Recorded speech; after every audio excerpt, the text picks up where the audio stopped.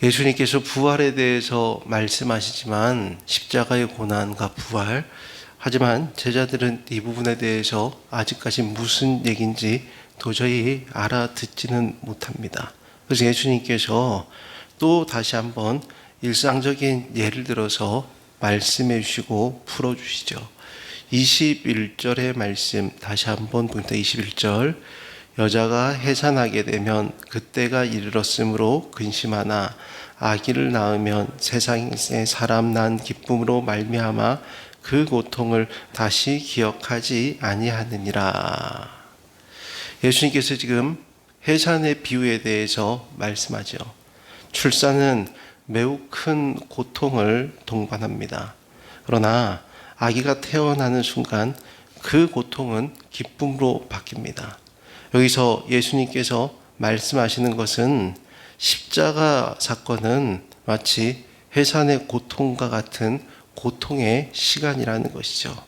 제자들에게는 이해할 수 없는 사건이고 너무나 큰 슬픔과 모든 것이 끝난 것 같은 절망이었습니다. 하지만 하나님께서는 그 사건을 통해서 구원의 생명을 탄생시킨 것이죠. 어쩌면 제자들이 겪어야 될 고통과 고난도 십자가의 해산의 고통과 비슷할 수도 있습니다. 마찬가지로 신앙 가운데 깊어지고 내가 그리스도의 사람으로 세워진다는 것은, 자기를 부인하고 자기 십자가를 지고 예수님을 뒤따른다는 것은 이런 해산의 고통이 뒤따를 수도 있다는 것을 우리가 또 묵상하고 생각해 보게 됩니다. 또 우리는 여기에서 신앙의 중요한 원리를 배우는데, 하나님은 종종 고통을 통해서 새로운 일을 시작하실 때가 있습니다. 요셉이 애굽의 종으로 팔리게 되고 감옥에 갇히게 되는 것도 엄청난 고통이죠. 하지만 그게 끝이 아니라 결국에는 애굽의 총리가 되는 길이 열려졌습니다. 출애굽해서 40년 광야의 시간도 고통의 시간이지만 결국 그 고통의 시간을 통해서 약속의 땅 가나안 땅으로 가게 되는 것이죠. 마찬가지로 십자가의 죽음도 고통의 시간이지만 부활의 생명으로 나아가게 됩니다. 하나님 역사에는 이런 종종 해산의 고통과 같은 그런 아픔과 힘듦이 있다는 것이죠. 그럼에도 불구하고 예수님께서 또 이어서 말씀하시는 게 무엇입니까? 22절의 말씀 읽어주시겠습니다. 22절.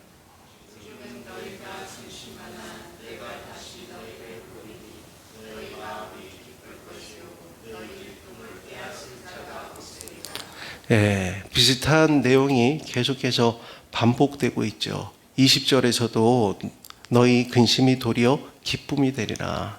22절에서도 너희가 근심하나 내가 다시 너희를 보리니 너희 마음이 기쁠 것이요 기쁨을 빼앗을 자가 없으리라. 근심이 기쁨으로 바뀔 때가 언제입니까? 예수님께서 다시 오셔서 제자들을 보고 만날 때 근심이 기쁨으로 바뀐다고 말씀합니다.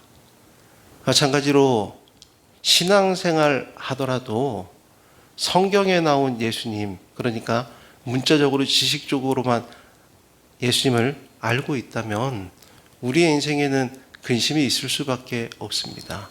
그런데 진짜 내가 말씀을 통해서 부활하신 예수 그리스도를 만나는 경험이 있다면 모든 근심이 기쁨으로 바뀌는 줄로 믿습니다.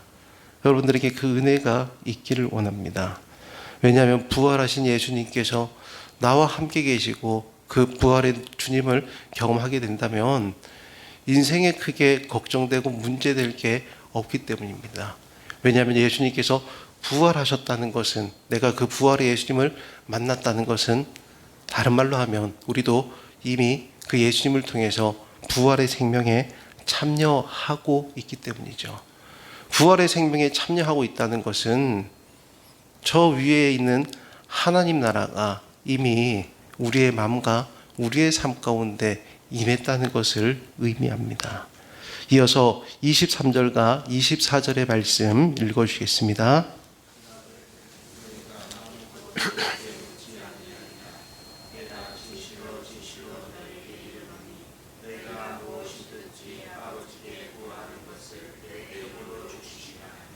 지금까지 너희가 내 이름으로 아무것도 구하지 아니하였으나 구하라 그리하면 받으리니 너희 기쁨이 충만하리라. 아멘. 예수님은 제자들에게 이어서 기도에 대해서 말씀합니다. 구약시대에는 사람들이 하나님께 나아가기 위해서 제사장과 또 그리고 제사, 성전이 필요했죠. 하지만 예수님의 십자가 이후에는 예수님의 이름으로 직접 나아갈 수 있습니다. 이것이 복음의 놀라운 은혜입니다. 그날에는 너희가 아무것도 내게 묻지 아니하리라. 많은 질문이 사라지는 이유는 예수님께서 부활에 대해서 하신 말씀을 직접 제자들이 부활하신 예수님을 만나게 되면 경험하게 되기 때문이죠. 그래서 부활의 예수님을 만난다는 것은 어떻게 되냐 하면 내 사고와 생각이 이 땅 가운데 갇혀 있던 게 부활의 예수님을 만난다는 것은 하나님 아버지 그리고 그가 보내신 예수 그리스도 하나님 나라를 만난다는 것입니다. 그래서 이 땅에 있었던 사고가 확 넓어지면서 하나님 나라로 확장되게 되는 것이죠. 그래서 이 땅에서 진짜 내가 해야 될 게 하나님 나라를 준비하는 거구나. 더 나아가서 예수님의 말씀대로 그대로 살아가면서 예수님의 말씀이 나를 통해서 이 땅 가운데 이루어지게 하는 것이 나의 소명이구나. 부활하신 예수님을 만나면 그렇게 됩니다. 그래서 이 땅 가운데 너희가 지금 해야 될 일이 뭐냐 하면 아버지께 기도하라는 것이죠. 아버지께 기도하라. 무엇이든지 아버지께 기도하라. 지금까지는 너희가 내 이름으로 아무것도 구하지 않았으나 구하라 그리하면 받으리니 너희에게 기쁨이 충만하리라. 이 땅 가운데 어떤 삶을 살라고 말씀하시죠? 부활의 예수님을 만나기 위해서 기도하는 삶을 살라고 말씀합니다. 근데 이 기도할 때 중요한 단서가 붙는데 누구의 이름으로 구하라고 말씀하고 있죠? 내 이름 예수님의 이름으로 기도하라고 말씀합니다. 예수님의 이름으로 기도하라. 우리는 보통 기도할 때 내 삶 가운데 걱정과 근심이 없어지기를 기도합니다. 또 기도할 때 내가 하고 있는 일들이 잘 되기를 기도하죠. 또 기도할 때 내 건강이나 여러 가지 상황이 나아지기를 위해서 기도하고 자녀들을 위해서도 기도하고 교회를 위해서도 기도하고 성도들 서로를 위해서도 기도하고 목회자를 위해서도 기도할 것입니다. 근데 누구의 이름으로 기도하라고요? 예수님의 이름으로 기도하라. 잘 생각해 보면 기도할 때 먼저 우리가 구해야 될 게 예수님의 이름입니다. 예수님의 이름. 그리고 기도할 때 여러 가지 기도 가운데 예수님의 이름으로 기도하라는 것. 물론 문자적으로 보면 제일 기도 마칠 때 예수님의 이름으로 기도합니다. 아멘. 그렇게 되지만 다른 말로 하면 내가 기도하는 모든 삶 가운데 예수님의 은혜가 나에게 있기를 원합니다. 라고 기도하는 게 예수님의 이름으로 기도하는 것입니다. 그렇다면 기도하다 보면 기도의 깊은 지경에 이르다 보면 우리가 누구에게 집중하게 될까요? 사실 예수님께 집중해야 되는 게 기도에 어느 정도 이제 제일 마지막에 갔을 때 깊은 자리에 갔을 때 우리의 삶 가운데 이루어져야 되는 부분입니다. 예수님을 구하다 보면 부활하신 예수님을 만나게 된 은혜가 저와 여러분들에게 있는 줄로 믿습니다. 누가복음에서도 구하라 주실 것이요 찾으라 찾을 것이요 두드리라 문이 열릴 것이다. 그러면서 주님께서 가장 좋은 것을 우리에게 주신다 할 때 그 가장 좋은 것이 누가복음에서 무엇이죠? 성령님이었어요. 성령님.